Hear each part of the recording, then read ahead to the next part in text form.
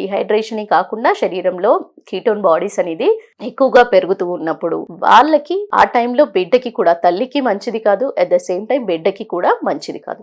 So ఇలాంటి వాళ్ళకి ఎప్పుడైతే ఇన్వెస్టిగేషన్స్ లో డిటెక్ట్ చేయడం జరుగుతుందో వాళ్ళని అడ్మిట్ చేసి వాళ్ళల్లో హైడ్రేషన్ శాతం అంటూ పెంచడం. హైడ్రేషన్ ఎలా పెంచాలి అంటే వాళ్ళు ఎక్కువగా వాటర్ ఇంటేక్ అనేది తీసుకోలేకపోవడం వల్ల, తీసుకోలేరు కాబట్టి వాళ్ళకి కంటిన్యూస్ గా 1 లేదా 2 రోజుల పాటు యూరిన్ కీటోన్ బాడీస్ అనేది ఏదైతే యూరిన్ టెస్ట్ లో చేస్తామో అది నెగిటివ్ వచ్చేంత వరకు కూడా గ్లూకోజ్ ఐవి ఫ్లూయిడ్స్ అంటూ, పేరెంటరల్ థెరపీ అంటారు దీన్ని, ఐవి ఫ్లూయిడ్స్ అంటూ కొన్ని వాళ్ళకి డిపెండ్స్ అపాన్ షుగర్ లెవెల్స్ మీద డిఎన్ఎస్ఆ లేదా నార్మల్ ఎన్ఎస్ఆ లేదా ఆర్ఎల్ఆ డిపెండింగ్ అపాన్ దేర్ కండిషన్ ని బట్టి వాళ్ళ కంటిన్యూస్ గా ఫ్లూయిడ్స్ అంటూ ఇవ్వడం జరుగుతుంది. ఆ ఫ్లూయిడ్స్ ద్వారా వచ్చేసి ఎప్పుడైతే యూరిన్ కీటోన్స్ నెగిటివ్ గా వస్తాయో దెన్ వాళ్ళకి డిశ్చార్జ్ చేసే, అంటే వాళ్ళల్లో శరీరంలో సరిపడా వంట్లో నీళ్ళ శాతం అనేది పెరిగింది అని అర్థం. ఇలా ఉండడం వల్ల ఏంటి, ఇంటికి పంపించినా వాళ్ళకి ఫుడ్ తీసుకోవడంలో కానీ వాటర్ తీసుకోవడంలో కానీ ఏ రకమైన ఇబ్బంది పడకుండా నార్మల్లీ వాళ్ళ హార్ట్ కానీ బీపీ కానీ పల్స్ రేట్ బీపీ